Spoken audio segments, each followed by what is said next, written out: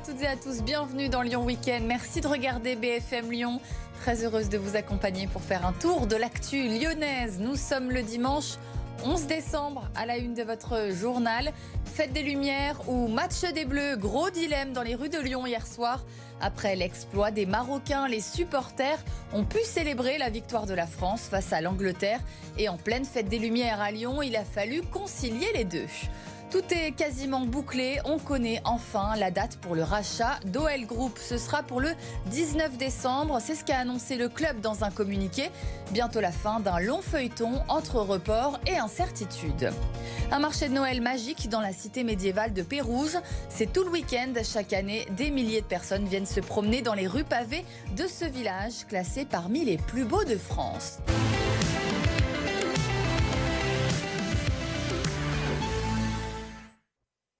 Fête des Lumières, match des Bleus, qu'avez-vous choisi hier soir dans les rues illuminées de Lyon?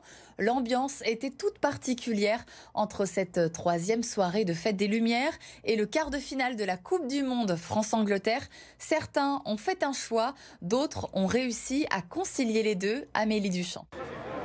Pas facile de trouver une place dans un bar pour voir le match hier soir.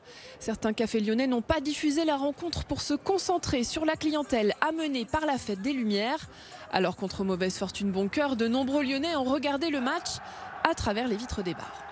Donc on est sorti pour regarder le match de la France contre l'Angleterre, mais malheureusement on ne trouve pas de place dans les bars. Peut-être à cause de la Fête des Lumières que c'est plein ce soir. Je ne sais pas, peut-être aussi parce que la mairie ne diffuse pas les matchs sur des écrans géants aussi.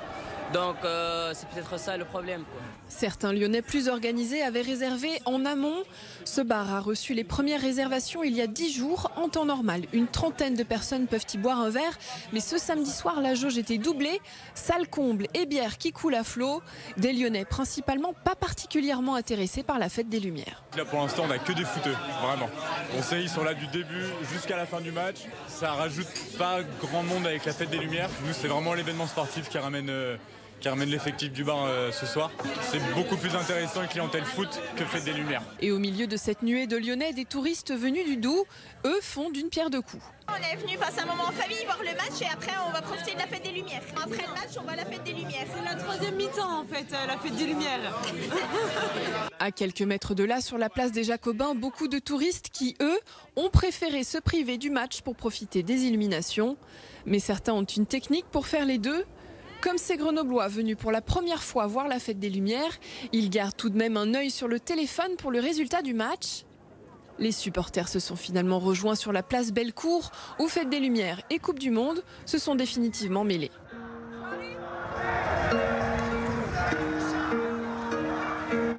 Et un peu plus tôt dans la soirée, c'est le Maroc qui s'est qualifié en demi-finale face au Portugal. La sélection marocaine qui affrontera les Bleus de Didier Deschamps mercredi. Une qualification historique puisque jusqu'à maintenant, aucune équipe africaine n'était entrée dans le dernier carré de la compétition. Alors évidemment, les Marocains lyonnais ont fêté l'exploit de leur équipe dans les rues de Lyon. Ils se sont rejoints par centaines place Bellecour. Drapeaux, fumigènes, concerts de klaxons. L'ambiance était à la fête sans aucun débordement. Écoutez ces supporters marocains interrogés par Amélie Duchamp. C'est une grande fierté parce qu'on a gagné contre le Portugal, c'était inespéré en plus avec Ronaldo. Donc c'est incroyable, franchement je suis trop contente. Et là on savoure le moment tous ensemble entre Marocains, c'est trop bien. On est trop fiers, Il n'y a que le Maroc, ni Portugal, ni Espagne, ni Belgique, ni Croatie, il n'y a que le Maroc. On est algérien, mais on supporte le Maroc. Le Maroc c'est dans le cœur. Politiquement parlant, on laisse tout de côté, Algérien, Marocain, on est ensemble. Et voilà, on est tous fiers du Maroc et toute l'Afrique est fière du Maroc. Historique pour nous, c'est incroyable. Première équipe africaine arrivée en demi-finale. C'est ça, on rentre dans la légende. Fiers de nos origines, on espère aller jusqu'au bout, Inch'Allah. Vive la France et vive le Maroc! Et en pleine soirée de Fête des Lumières, des militants écologistes d'Extinction Rebellion se sont invités à la fête pour diffuser un message sur la façade de la cathédrale Saint-Jean. Vous le voyez sur ces images. Un texte a été projeté, ultra riche, ultra pollueur, avec le logo d'Extinction Rebellion. Ces activistes, ces militants sont spécialisés dans les actions surprises comme celle-ci. Il y a quelques mois, ils avaient déployé une banderole sur le siège de Bayer dans le 9e arrondissement. Le feuilleton continue, ça y est, on connaît enfin la date pour l'officialisation de la vente de l'OL à John Textor. Ce sera pour le 19 décembre. Après plusieurs reports et des incertitudes, OL Group a confirmé hier que la vente se ferait. Antoine Sabardin.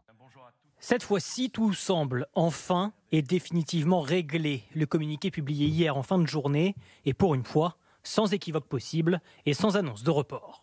À la suite du communiqué du 8 décembre dernier, Eagle a maintenant confirmé que tous les accords nécessaires ont été obtenus.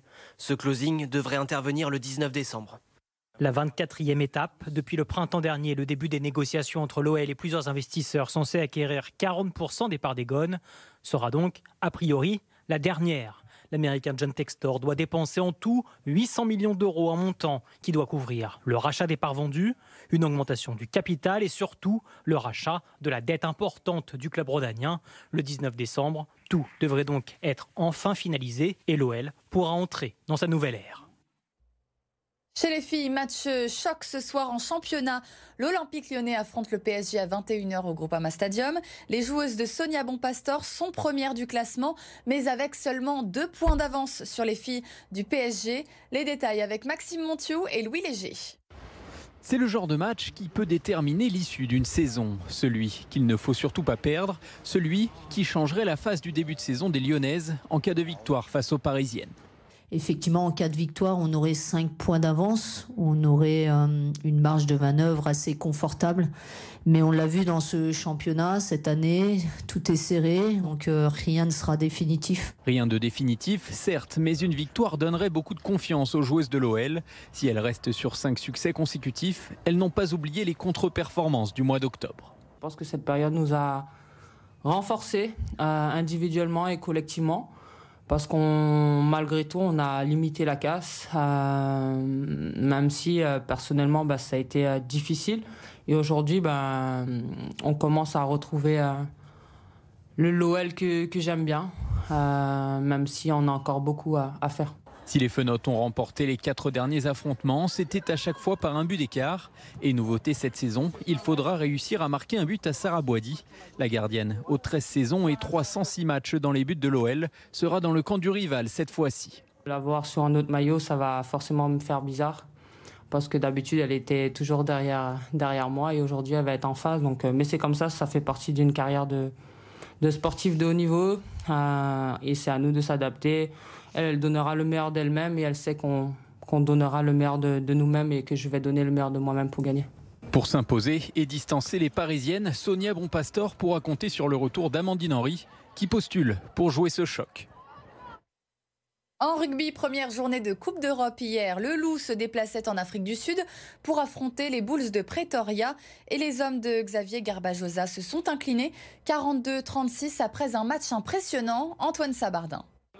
La découverte de l'Afrique du Sud a pour le moins été brutale et spectaculaire. Mené 28-0 après seulement 23 minutes de jeu, le Loup se reprend et grâce à Botha et Coltman, Lyon recolle à 28-12 à la pause.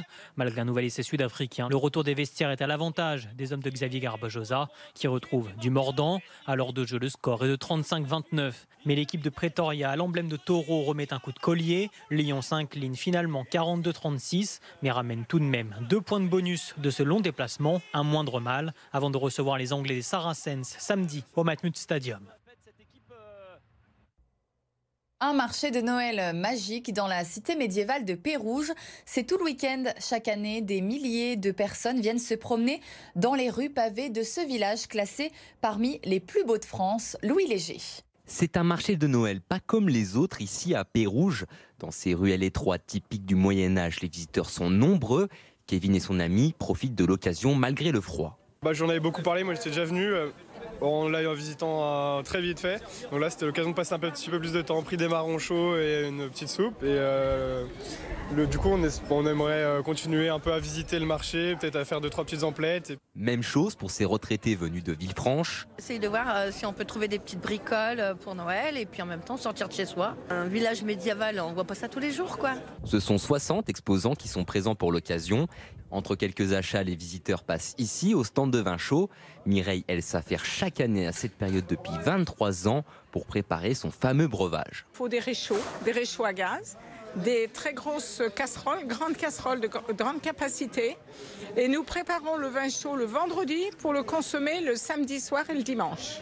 Donc nous utilisons des oranges, des citrons, du vin naturellement, des fruits non traités, absolument, de la cannelle, du clou de girofle et du sucre roux.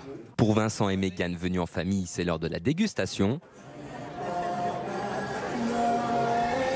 Très bon, il réchauffe. Pour profiter de la magie de ce lieu hors du commun, c'est jusqu'à ce dimanche 18 h.